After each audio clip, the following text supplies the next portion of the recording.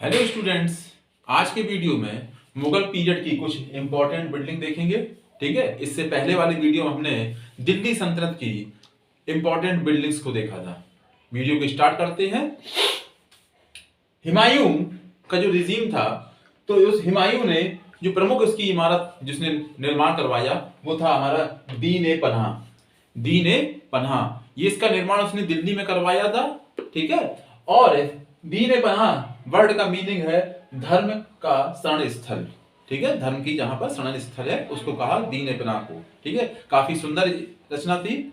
ठीक है, पर हम देखते हैं कि हुमायूं से पहले जो पहला शासक हुआ बाबर ने कई मस्जिदों का निर्माण करवाया, पर वो बिल्डिंगें इतनी महत्वपूर्ण नहीं थी कि जो हमारे एग्जाम में उसका हिस्सा बन सके। ठीक है, उसके बाद अब हम देख रहे हैं शेर शाह को। आपको जैसे मालूम है कि शेर शाह मुगल वंश का शासक नहीं था, क्योंकि जो उसी रिजीम में आया है इसलिए मैंने इसको यहां पर शामिल किया है। आपको ही पता है ये अफगान शासक था। ठीक है, तो हम यही देखेंगे इसको, शेर शाह को देखेंगे। शेर शाह की जो प्रमुख इमारतें थी वो हम देखते हैं पुराना किला। दिल्ली में ही निर्माण करवाया था उसने पुराना किला। तो ध्यान रखना जो पुराना किला है वो और कुछ नहीं है, हुमायूं द्वारा बनवाई गई जो दीन ए पनाह इमारत थी उसी को तोड़वा कर उसने पुराने किले का निर्माण करवाया था, उसी के पत्थरों से, खंडरों से। ठीक है, इसलिए इसको नाम क्या दिया गया था, पुराना किला। ठीक है, इसके अलावा हम देखते हैं इसी पुराने किले में ही शेर शाह ने एक मस्जिद बनवाई थी। काफी सुंदर मस्जिद है, भारतीय इतिहास में इसको हम देखते हैं किला ए कूना। ये ध्यान रखना, किला ए कूना जो मस्जिद है वो हमारी पुराने किले में ही स्थित है और जिसका निर्माण भी किसने करवाया था, शेर शाह ने करवाया था। ठीक है, इसके अलावा इसने अपने मकबरे का भी निर्माण करवाया था जो बहुत ही सुंदर संरचना है, जो बिहार के सासाराम में एक तालाब के बीच में निर्मित संरचना है। ठीक है, इसी को पर्सी ब्राउन ने हिंदू और मुस्लिम स्थापत्य शैली का मिश्रित रूप बताया था। ठीक है, एक तालाब के बीच में ऊंचे टीले के ऊपर इसका शेर शाह का मकबरा है जो कहां पर है, सासाराम में है। बराबर आपसे पूछा गया है, ये इंपॉर्टेंट है काफी आपके लिए, कई बार पूछा गया आप लोगों से मकबरा इसका।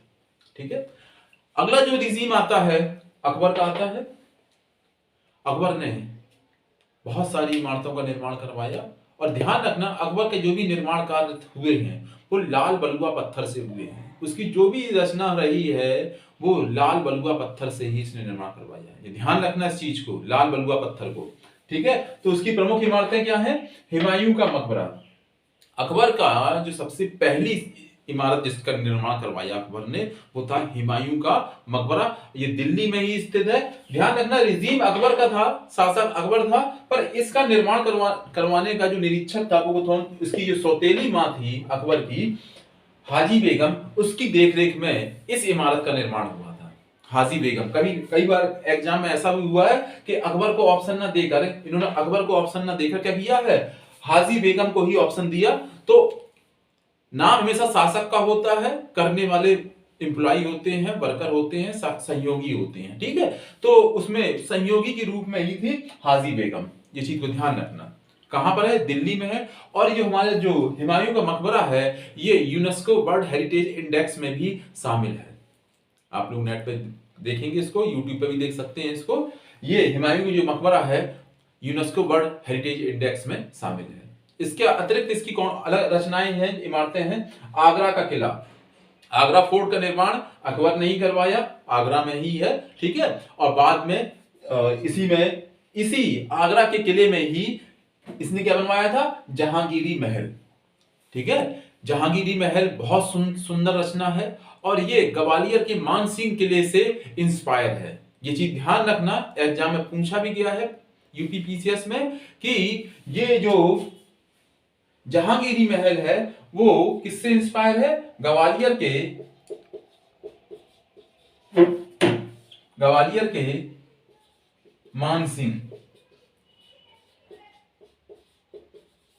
मानसिंह महल से इंस्पायर बिल्डिंग है ये चीज ध्यान रखना। जहांगीरी महल बहुत सुंदर संरचना है। इसके अलावा इसने 1571 में फतेहपुर सीकरी का निर्माण करवाया। उसकी ये बहुत बड़ी संरचना इमारत। ठीक है, फतेहपुर सीकरी, शुरुआत में इसने जो फतेहपुर सीकरी जो रखा वो उसने सलीम चिश्ती के लिए, और फिर उसी में उसने ऐड कर दिया जो 1571 में जो उसकी आगरा विजय हुई थी उसके उपलक्ष्य में।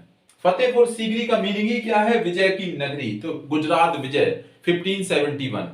ठीक है, जो फतेहपुर सीकरी का इसने निर्माण करवाया, और ही ध्यान रखना फतेहपुर सीकरी को ही इसने 1571 में अपने राज्य की राजधानी बनाया, जो अभी तक आगरा में थी। ठीक है, इसने अपने राज्य की राजधानी 1571 में अकबर ने कहां रख दी? अपनी फतेहपुर सीकरी में। इसी संरचना के अंदर ये सारी रचनाएं हम ज्यादातर देखते हैं फतेहपुर सीकरी के अंदर ही। ठीक है, ऐसे कई बार क्वेश्चन आया है ग्रुप में कि कौन सी एक इमारत फतेहपुर सीकरी का हिस्सा है या नहीं है। उन्होंने आपको 4 ऑप्शन दे दिए हैं, और उसमें से एक इमारत ऐसी है जो फतेहपुर सीकरी का हिस्सा नहीं है, तो हमको पहचानना होगा। इसलिए मैंने साथ में ही इसको रखा है, फतेहपुर सीकरी में कौन कौन सी संरचनाएं हैं। ठीक है, काफी इंपॉर्टेंट है। क्या है इसमें? दीवाने आम, जहां पर अकबर अपने मंत्रियों के साथ बैठकर विचार विमर्श करते थे, दीवाने आम। इसके अलावा यहाँ पे क्या है? दीवाने खास में कहा है? जहां अकबर अपने जो 9 रत्न होते थे उनके साथ किसी मुद्दे पर गहन विचार विमर्श होता था, जिन पर, ठीक है, जिस पर जो हमारे एक तरह से कह सकते हैं कैबिनेट जो अपनी मीटिंग कर रही हो अपने खास लोगों के साथ, तो वो मीटिंग कहां हुआ करती थी? दीवाने खास में। ठीक है, दीवाने खास। इसके अलावा यहाँ पे क्या है? पंचमहल, एक 5 स्टोरी की बिल्डिंग है पंचमहल, वो भी इसी का हिस्सा है। इसके अलावा पंचमहल के अलावा क्या है? तुर्की सुल्तान की कोठी, तो ये जिसकी जो प्री वाइफ थी उसके लिए उसने इस इमारत का निर्माण करवाया, तुर्की सुल्तान की कोठी। ठीक है, इसके अलावा और क्या है यहाँ पर? खास महल, ये अकबर का अपना व्यक्तिगत महल हुआ करता था, खास महल। ठीक है, तो नोट करना है तो नोट करते चले, खास महल अकबर का अपना व्यक्तिगत महल का हिस्सा हुआ करता है। जोधाबाई महल भी इसी का हिस्सा है। ठीक है, बीरबल महल भी इसी का हिस्सा है, यानी कि फतेहपुर सीकरी का ही हिस्सा है। ठीक है, इसके अलावा यहाँ पर क्या है? जामा मस्जिद, जो मक्का की जामा मस्जिद है उससे इंस्पायर होकर अकबर ने यहाँ पर जामा मस्जिद उसी टाइप की बनवाने की कोशिश की। इसके अलावा क्या है? उसका जो मेन जो गेट है, पहली बात तो फतेहपुर सीकरी में टोटल 9 गेट हैं, 9 गेट हैं, पर जो उसका जो मेन जो गेट दिखाया जाता है वो है बुलंद दरवाजा। ठीक है, बुलंद दरवाजा, जिसका निर्माण 1571 टू 72 के दौरान किया गया था। 1571-72 के दौरान इसका निर्माण कार्य शुरू हुआ था 72 में। ठीक है, किसका? बुलंद दरवाजे का। ठीक है, इसके अलावा क्या है? सलीम चिश्ती का मकबरा है। यहाँ पर सलीम चिश्ती का मकबरा है, क्योंकि जब अकबर की कोई संतान नहीं हो रही थी तो निजामुद्दीन औलिया की जो मकबरा था, दरगाह थी, अजमेर में था। उस समय वहां के प्रमुख जो संत थे, सूफी संत थे, वो सलीम चिश्ती थे, वो उनको अपने पास लेके आते हैं, तो उन्हीं के लिए वो वहां पर उनके लिए कुटिया बनवा देते हैं, और बाद में जब उनकी डेथ हो जाती है तो वहीं पर उनका मकबरा बनाया गया। तो सलीम चिश्ती का मकबरा भी कहाँ है? आपका फतेहपुर सीकरी में है। ये सारी जो आपने रचनाएं देखी हैं, ठीक है, वो सब हमारा क्या है? फतेहपुर सीकरी का ही हिस्सा है।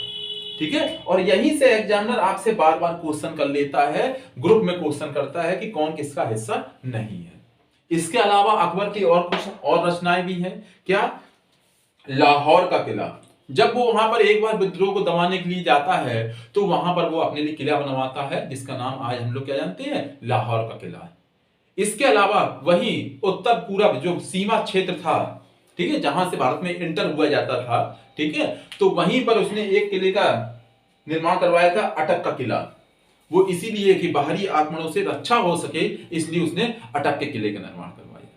ठीक है, इसके अलावा अकबर की एक रचना और भी है, कड़ा का किला, जो इलाहाबाद के नजदीक है। ठीक है, एक बार देख लीजिए इसको।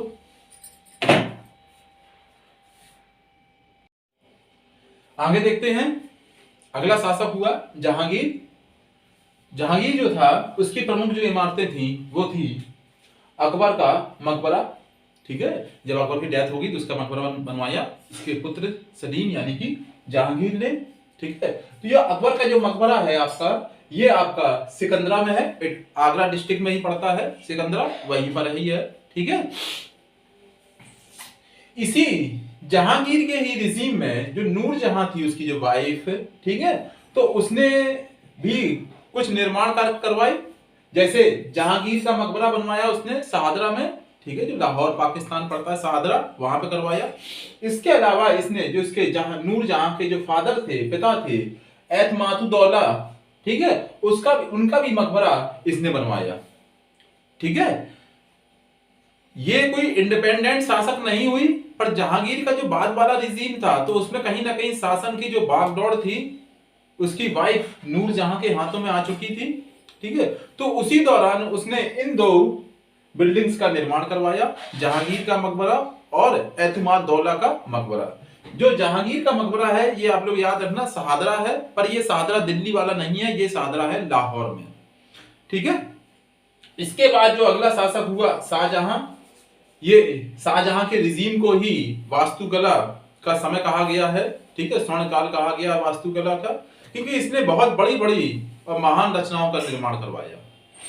इसने जो अकबर ने आगरा के किले का निर्माण करवाया था तो उसी में क्या करवाया, दीवाने आम, ठीक है, दीवाने खास, और उसी दीवाने आम में मयूर सिंहासन था। ठीक है, और इसके अलावा इसने दिल्ली के किला रेड फोर्ट जो है दिल्ली का, उसका निर्माण करवाया। और क्या है, मोती मस्जिद। ठीक है, मोती मस्जिद, पर ये कौन सी मोती मस्जिद है, ये मोती मस्जिद है आपकी आगरा वाली। ठीक है, इसके अलावा जामा मस्जिद, ये भी जामा मस्जिद कौन सी है, आगरा में जो है। ठीक है, इसके अलावा उसकी जो बहुत महत्वपूर्ण महान रचना थी कौन सी, ताजमहल, जो उसने अपनी पत्नी मुमताज महल की याद में बनवाया था। ठीक है, और आप लोग याद भी रखना जो मुमताज महल है उनका जो ओरिजिनल नेम है वो है अर्जुमन बानो बेगम। ठीक है, मुमताज महल का जो वास्तविक नाम है अर्जुमन बानो बेगम। ठीक है, तो इस ताजमहल का निर्माण भी उसने करवाया आगरा में। ठीक है, इसके अलावा शाहजहां ने जो आगरा में जामा मस्जिद बनवाई, तो इसके अलावा उसने एक जामा मस्जिद कहां बनवाई जो बहुत फेमस जामा मस्जिद है, दिल्ली में। ठीक है, तो दिल्ली की भी जामा मस्जिद का निर्माण का श्रेय इसी शाहजहां को ही जाता है, ध्यान रखना। ठीक है, इसके बाद जो अगला शासक आता है औरंगजेब। ठीक है, तो औरंगजेब की प्रमुख रचनाएं थी, तो उसने मोती मस्जिद का निर्माण करवाया। ध्यान रखना, मोती मस्जिद का जो निर्माण था वो इसने कंप्लीट करवाया था। ठीक है, तो ये कौन सी मोती मस्जिद, एक मोती मस्जिद हम लोग ऊपर पढ़ चुके हैं, ये आगरा की है, इसलिए मैंने इसको मेंशन किया, दिल्ली में है। तो जो आगरा वाली मोती मस्जिद है ये तो हम शाहजहां ही याद रखेंगे, पर जो दिल्ली वाली जो मोती मस्जिद है उसका निर्माण कार्य औरंगजेब ने करवाया। इसके अलावा इसने औरंगाबाद में बीबी का मकबरा बनवाया जो ताजमहल की फ्यूजन नकल है। ठीक है, पर इसमें ब्लैक मार्बल का यूज किया गया है। ठीक है, आप इन संरचनाओं को देख लें।